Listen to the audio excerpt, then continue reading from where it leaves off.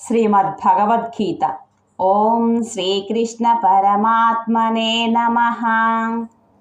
2వ అధ్యాయం సాంఖ్యయోగంలోని 2వ శ్లోకం.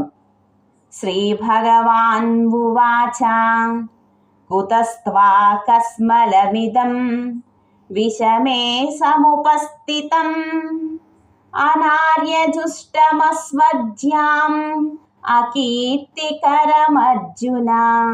భావం: శ్రీ భగవానుడు ఇట్లనెను, ఓ అర్జున, తగని సమయములో ఈ మోహము నీకు ఎట్ల దాపరించినది? ఇది శ్రేష్ఠులచే ఆచరింపబడినదియూ కాదు, స్వర్గమును ఇచ్చునదియూ కాదు, కీర్తిని కలిగించినదియూ కాదు. ఈ శ్లోక వివరణ.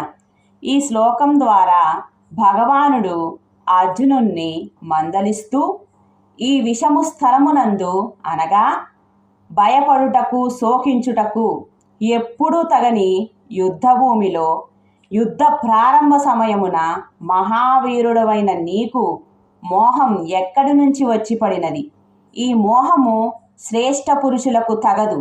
ఇది స్వర్గప్రాప్తిని కలుగజేయదు, కీర్తిని కూడా వ్యాపింపజేయదు.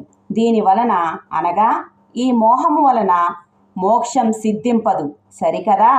ధర్మార్థ భోగములు కూడా లభించవు. ఇట్టి పరిస్థితులలో బుద్ధివంతుడవై ఉండి కూడా ఈ మోహమునకు ఎలా లోనయ్యావు అని భగవానుడు ఆశ్చర్యంతో అర్జునుణ్ణి ప్రశ్నించాడు.